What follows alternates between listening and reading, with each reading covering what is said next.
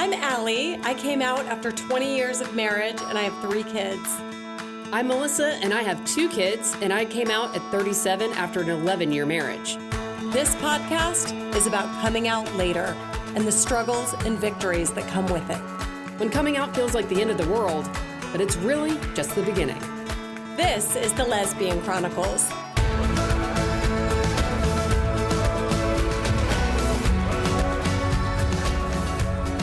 It's like divorce is contagious.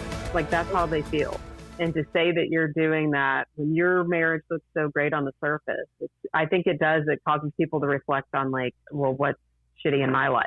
And like, and they don't want to see that. You guys were up here and I fell down here. Yeah. They don't want to be part of it. No, they do not want to look at it. But somebody with like, that feels good about where they're at and has the ability to see that like, wow, you're a person that makes choices and I'm a person that makes choices and they can be different and we can still like respect each other.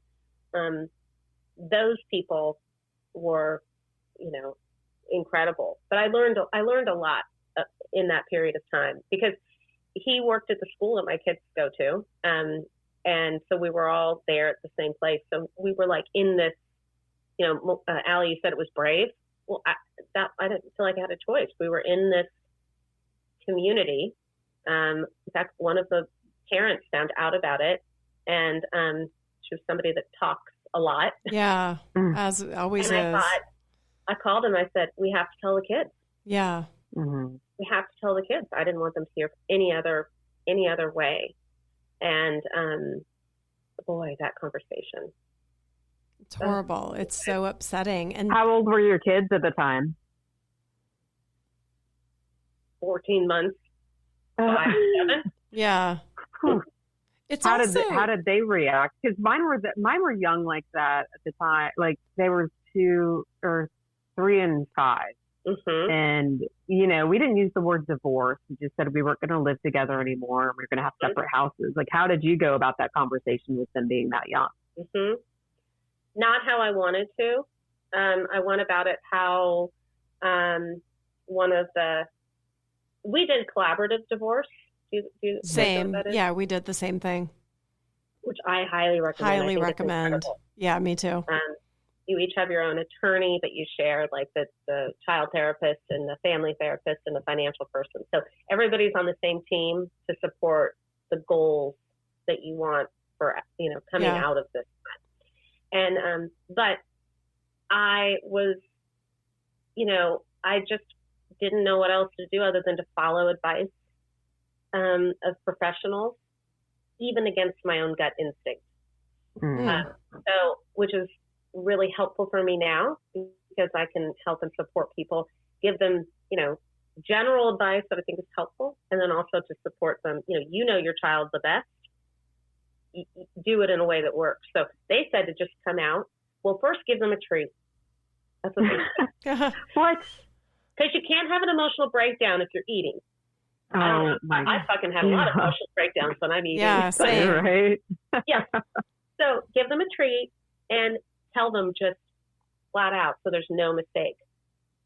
Mom and he said it, Mom and I are getting divorced. Boom. It was like they got hit with, a semi truck. Oh. And rainbow sherbet was their favorite. So that's what he brought over. So they're eating rainbow sherbet. We're sitting around this table. Mom and I are getting divorced. And I'll never forget my, middle child just, like the wail. Yeah. Just let out this wail, this no. Like a primal pain.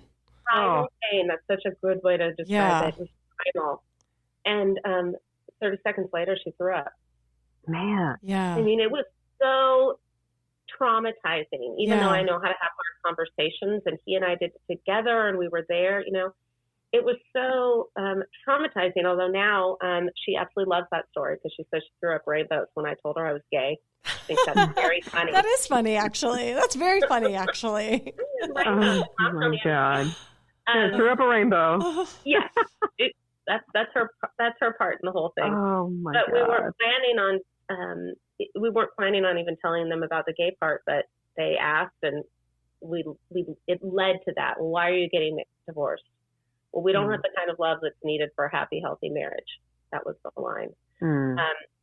Well, and then lots of other questions. And I just said, do you know what gay is? And my oldest said, when a man loves a man and a woman loves a woman. And I said, that's right. And she said, are you gay? And I said, yes. I think in some ways that's good, because it's like, I don't not love your dad. I just, like, it doesn't make anyone the bad guy. Yeah. You know, Yeah, I mean, I felt like my kids liked that part of it almost. It was almost like, I was okay. going to say, because you, that's how you kind of went about it, Yeah. Allie, right? Like, you told them about the divorce and that you were gay. Like, for me, my conversation about being gay was a slow one that didn't happen right away. What was your choice around that? What was the thought process, or was it a choice? Honestly, I think the fact that they were so young was part of it. And honestly, I think I was trying to avoid being like the bad guy. You know, I didn't want to be the fall guy. But my family knew that was why. So, and my friends and everyone, they all knew. But my kids, it was just like, I think, you know, it was already such a hard conversation and hard for them to wrap around. And I was very much avoiding the word divorce because I don't like the negativity that comes with it. And they were also so young. I don't even think they knew what a divorce was. If I was to have said that, I don't think they would have understood anyway. Sure. Yeah, sure. And Allie, you told them all at once? Yeah, our therapist like did a script kind of. I mean, she dealt with this before, so we had kind of a script. It wasn't as rip off the Band-Aid. It was more like, you know, we love each other so much that it's like we have to live apart and be, you know, he acted like almost like I have to help mom pursue this, like almost like I'm the cheerleader and mom is going to do this. And then it was like devastating. I remember my oldest, she was probably, I can't remember how old at the time. She really sobbed. She was really the only one. But in her sobbing, she was also saying, I remember she ran up to her room and I like followed her up there and sat with her on the floor. And she, even in her crying, was like, but you have to do it, Mom. Like, it's almost like, and it was just like, oh my God, how are you this good? Like you, so she was bawling, but you have to do it. You have to do it. And she's been that way ever since. But I also felt a lot of pain around the breaking up the family, but the pain around, here's this man who built his entire life around me and these kids, blowing up his world. I remember that being something that could have kept me around a long time because I felt so sorry for him and what I was doing. That was a big thing. And then I remember before we got divorced, long before, probably a year before, my oldest kind of feeling like something was off and saying to me one time, are you and Dad going to get divorced? Like, I'm scared. And we never fought. We never. So it was just interesting that she like must have picked up on, there's something awry here. And so that her planting that seed of fear kind of made me, oh God, I feel so bad when we actually do it because I already know it's weighing on her. Yeah. Sort of like you made a feeling like you made a promise that like, or I alleviated her fears in that moment. And then, and then here it is. Yeah. Here comes the bomb. But we don't, I mean, I do that to them every day with like, my intention was to, that we were going to be able to have your favorite lasagna for dinner, but then, you know. You're right. But now we're having what I want. Hospital. You know, it's where we're at right now. Where we're at. Yeah, you don't, you know, you do the best you can in the moment. And then the most beautiful thing out of this has been the progression of the kids and where they're at. I will say, I wonder if you guys got this. The line that I hated the most and that I really catch people on now is when they say, I left my husband, or people will say to me that I left my husband and children. Oh. She left her husband and children. Oh, I see. Somebody else like referring to them. Yeah. She gave up her kids and husband for this That woman. would make me so mad. Yeah. Yeah. And I didn't leave. Right. Mm-hmm. You're still here. You're still with the kids. I didn't go anywhere. I didn't even really leave. I mean, our marriage ended, Yeah. but Mm-hmm. I was there. Yeah. I didn't, I think that's where I just have a real hard time with that, because just because one person is was the big instigator, but we had the conversation before. We had problems before. And I just didn't want to get into all of it with people. I didn't feel like it was any of their business, and I didn't want to throw him under the bus. No. So the only way to do it was just to defend myself and say, yeah, I own this. This is my part. It's hard for him, but also we had a 15-year relationship, an 11-year marriage. It's not like shit didn't go down. Yeah, of course. Right. Yeah. It wasn't perfect. Right. I mean, and even if it was perfect, even if I was feeling this way, because I was feeling this way, it never would have. We would have divorced eventually. I know it, because I know that he and both of us weren't getting what we needed to out of that relationship, that marriage. Now we are. He's remarried, very happily remarried, and I see the transformation of. It's unbelievable. Yeah. He is a different person because he's happy. Right. I could not make him happy. Isn't it funny though how we will think that we're happy? Like, like looking back, it's like, wait, you think you're happy. Yeah. And I'm sure that my ex-husband thought he was happy, but now I think, he's more fulfilled, I think. That's a good way to say it. Yeah. And so then the kids are happier. Mm-hmm. The kids are happier. I mean, we weren't like you, Allie. I thought he took it. Yeah. Well, you were searching. You were, as Jamie would say, collecting data, filling your life with other things to stay busy. Mm-hmm. Was Christy married before? Or she was married. Did she have kids, Yes. Did she have children? Yes. Okay. Yes, so she has, who's now mine. I adopted her when she was 18 because I wanted her to know that I was going to be in her life always, no matter what. That's amazing. Her mom and I didn't make it, which was always my thing that I would say to people when they would say, "Well, what if you don't make it? This relationship doesn't make it." And I say, "Okay." Yeah, I get this wonderful person. Yeah, I mean, How old was her daughter? Take. How old was her daughter when you got together? Like 14? She was a freshman. Okay, that's a hard age. Mm-hmm. Yeah. Yeah, and she was an only child. Mm. So it, I listened to your Allie now a little bit, Melissa, because Tom has his partner has kids, right? She has a daughter. She has a daughter. Yeah. The blending. It's something. We got really lucky. I mean, I don't know how else to say it. We got really, really lucky. We had a difficult time. We were working out my co-parenting relationship with her dad, and it was going better and better and better. But it was really hard in the beginning. Yeah, you can imagine. Hard for Christy. Oh yeah, yeah, hard like for Christy, annoying. Hard like for him. Yeah, hard for me. Hard for her because she had no say in anything at the beginning. Well, it's hard. Not even for parenting. I think it was more about the co-parenting relationship, like especially early on, like before we were married. She had no reason to believe that, other than what I was saying and showing her, that I was actually going to do this thing. Yeah. Yeah. That we were actually going to get divorced. Right. That we were going to, that it was going to work. And you still love this. It's like you're asking this person, Christy, to watch. You still spend time with someone that you love and care about, who you share children with and make decisions with. That is a big ask. Well, that's a huge ask.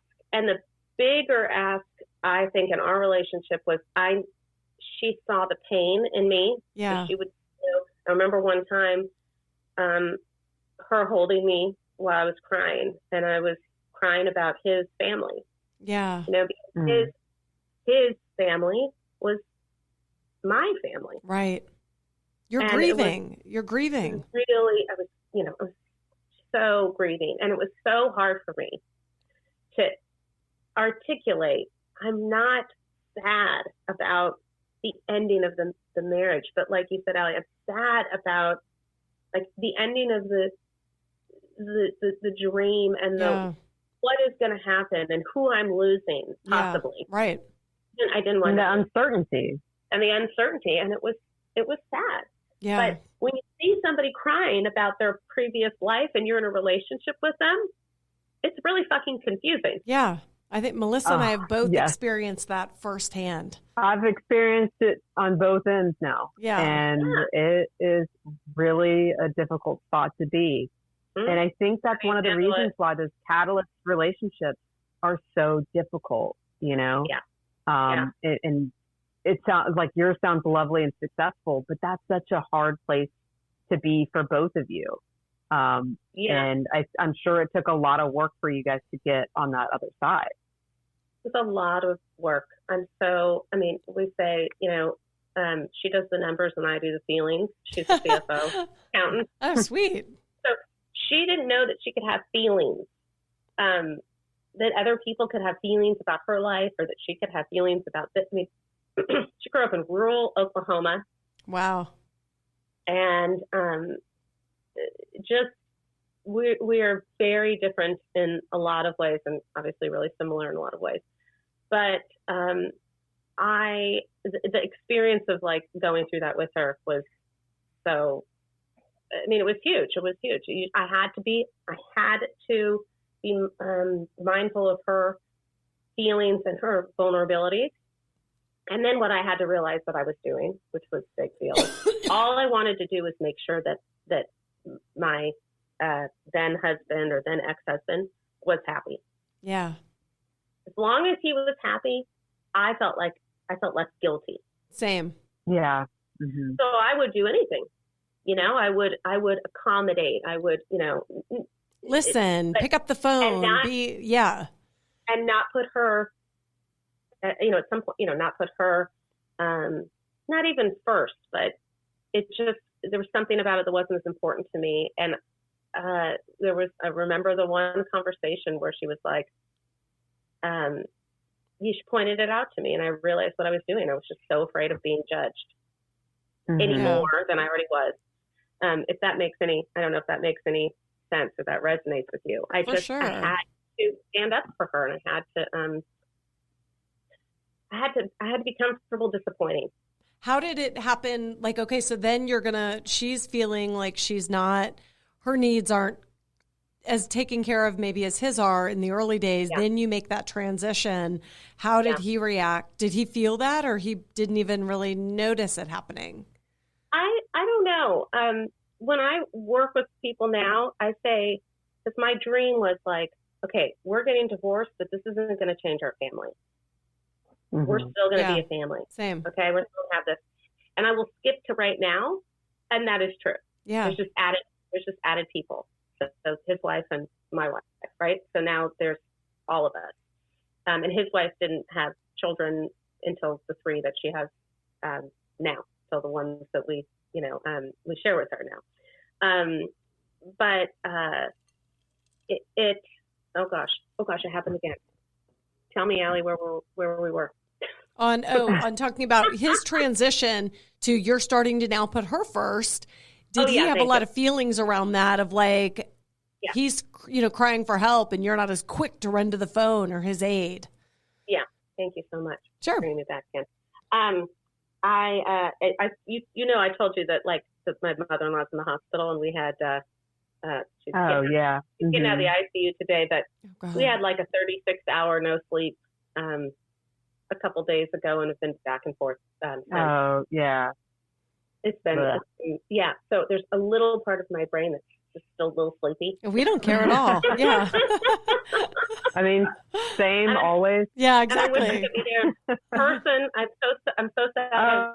Oh no. I was planning on being there in person. I had my ticket, and I was going to hop on a plane to sit with you all. And this is life. Such is life. For sure. But what I tell people is, you can't go from being married to somebody to then wanting this, friendship, co-parenting thing. You cannot just slide into that.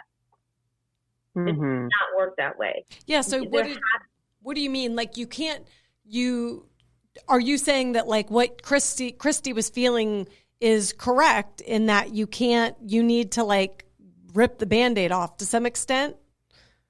Yeah. So my sponsor actually said that, and I remember being so offended when she said this, so offended. I'm a little, you can tell I'm a little, anyway, I like to do things my own way. So when other people tell me, but it was really good advice. She said, you have to see it as a business relationship, me and him. Yeah. It's like a business relationship now. And I was like, God, yeah, that doesn't sit with me that well either, but so maybe true. cool. Yeah. Yeah. That's so cool. How can I do that? But her point was, it's not it's not your job to handle his emotions, and it's not his job to handle your emotions. Your relationship is now about the kids. It's about the kids. And maybe that is the nicest thing you could do for him ever, because it's like you're freeing him to go be with this other woman fully, or be with himself fully, versus coming in and now he's still relying on Julia. Where's Julia? I need Julia to make myself feel better. I'm depressed. Julia, you start to be a crutch for somebody. That's not good either. No, and you have to let go of a lot of things. Right. When you get divorced, you have to let go of a lot of things. I said to myself many, many times, it's not your business. Yeah. Mm. How Unless his date went, or the kids were endangered, or unless, which they never were. It's not my business. It's his house. It's his, this is his life now that we share the children, but it's not my business. When you're friends, if you go right into being friends, you are so personally affected by that. You can't really detach from, it feels like your business all the time. Yeah. Things that he says, things that you say, taking things personally. I had to look at him like a business associate, because you don't take things personally. I mean, it's hard not to, but you try not to take it personally. That you, with somebody that you like work with, you have to look at it in a different way.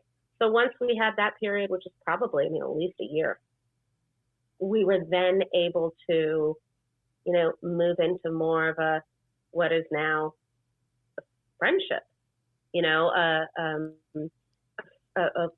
extreme closeness around the kids and our family. We had a soccer party, the whole soccer team, for my 9-year-old. And, it wasn't even a question. He and his wife came, she brought a friend, and the friend had a kid, and, everybody's just hanging out together now. We do a beautiful job. I don't think we could have done that if we hadn't had that shift, major perspective. shift in our relationship, in perspective. Mm-hmm. Does Christy still have moments that pop up for her that are like, I don't know, like we'll still have things where he'll like come bouncing into our house to pick up bags or do something, and it will like affect my partner, like in a way I can just see her like getting kind of annoyed that like there's still like such a familiarity. Not she loves him, but there's like moments, I think sometimes when we're tired, or I don't know what will stir it, but it might just like things come up still. That it's like this many years later, there are still things that come up where I think it's not jealousy, but it's more just like, God, do I ever wholly get you? Or is it always like he still has some things that like I'll never have? Yeah. How do you know when I see it coming. Like it just happened this past week, like quickly, like there was a flash of it. And I almost find myself like getting anxiety, like I'll protect both of them from it by like intercepting him before he gets too far in the door. But I don't know, like it's less and less, but it's just interesting to me that it's like, man, it's been years now and he doesn't mean any harm. He has his own life, his own partner, but it's just, he can still rattle her in a way that's like, I don't know if it ever goes away. Yeah, I mean, nobody wants to think about their partner with their ex. Yeah, or any past. Like, do you ever say, like, we joke sometimes, like, she'll bring up something from the past, and I'm like, you never dated anyone. That is exactly what Marina says to me. Yes, Literally, past. you don't. Who are you talking about? That never happened. Like, Yeah, Exactly. yeah, your life started with me. Exactly. We both, she is an ex-wife. That relationship is very different from the relationship that we have with my, I hate the term exes. I don't know. I do too. I know. But her previous spouse and the relationship we have there versus the relationship we have now are very, very different. So I've seen both sides. No matter how hard you work, it doesn't always work out to have that, relationship with them, with the previous partner. But it's the second marriages, it's difficult because you do have a past. I mean, we're looking at them. They're running all around the house. Yeah, you have a past, and you also have, like, right? I hate to call it baggage, but you have, like, that, The ties to them. Ties so, and forever. just things about my life experience. My mom's drinking. I'm an adult of an alcoholic. My history has created buttons in me that are different than your buttons. Things are going to trigger me that aren't going to trigger Julia, that are going to trigger Melissa, that, like, it's just, we're all wired. By the time you're 40, 45, you've got these things about you that aren't, I hate some of them. I'm working on them all the time. I'm aware. But it's just, I think in your 20s, it's so much easier because life hasn't beat you down yet. Yes, but no, that's right. You can just be crazy and it's cute. Yeah, it's cute. It's so cute that you're erupting. It's so cute that you're erupting. Exactly. Not cute anymore. It's not cute at all. No. I mean, I think I pay attention to what I've just tried to do is pay attention with her. I can see, it's very easy for me to see, and I think she just kind of wears it all here, on her emotions. So I could see when she'd be uncomfortable. I could see when she would have an issue with it. And before, I would take it personally. Yeah. Well, why, like, this is the talk in my head. This is what I need to hear right now. Yeah. How do you not take it personally? Yeah. Sometimes I would say it out loud, but I don't. I mean, it was like the feeling for me was, I'm not doing anything wrong. And he's not doing anything wrong. This is just a situation. How could you possibly have feelings about it? Like, I took it felt like I'm doing the goddamn best that I can. Yeah. And trying to make everybody happy and trying to balance all these things. It's exhausting. And you're going to have a feeling about that. Yeah. So our partners get to have whatever feelings they want. Like, it's their trigger, their stuff from their past. I can look at her now and I can see it with such, like, empathy and understanding because I know what they are. And my job is to support, just be a supportive partner. My job is not to take it personally. Now, I'm not saying she's incredible. We don't like verbal abuse. No, I know. Yeah. But I don't have to take it, like, there's such a security in our love and relationship that I just know I need to look at her like, or back then, what does she need from me right now? Like, what is this about? What's the fear? As opposed to defending anything. Mm-hmm. Let me ask you something. Do you, with your upbringing being kind of similar to mine with the drinking, the Catholic, do you have would you consider yourself someone who has abandonment issues? Or maybe you've dealt with them to such an extent that you don't have them anymore. I just was talking to my older sister the other day and crying and getting so upset, like, who's going to take care of me? Yeah. I mean, I really wanted like a young place with her because both of our parents have died in the past 3 years, and we're having there's a lot of family stress around those deaths. Yeah. Mm-hmm. fallout and family stress around those deaths financially and feeling wise. Because I did have that feeling like all the way growing up, like I just wanted somebody to love me and take care of me and accept me. But a lot of people did. I was really lucky. I had a lot of great support people. Now I think now I'm better because now I know I can count on myself. I mean, all of it sounds kind of cheesy, but now I'm much better at it. And I know that she's not going anywhere. I mean, so yes, I guess I do have abandonment issues because we both, that was a worry. Like she could just get tired of this and be out. And I think everybody has that feeling. So, I think no matter what, you can be raised in this perfect household if that didn't exist. Yeah. But you're still going to feel worried that someone's going to bail. Yeah. And it was always when I felt like we were disconnected. It was always when I didn't know what she was thinking. That was always the fear. My fear. So once that was clear and we were better at sharing that with each other, then that kind of went away. But it's helpful. I mean, I work with men. I work with straight spouses, and that it's a small portion of my practice, but that has been not only incredibly rewarding but very healing. Yeah, because I'm seeing it from the other side through his eyes. Supporting the husband going through it is a way to, it's also supporting the woman who's coming in. It's so true because you're giving them a good partner to go through this with. Everybody, and that's my goal, is to support the whole family in that transition. Want to support the Lesbian Chronicles podcast? Rate us and write a review on Apple Podcasts or Spotify. We love listener feedback. If you'd like to share your story, email us at melissaandallie@gmail.com. That's Melissa, MELISA, and Allie, ALLI, @gmail.com.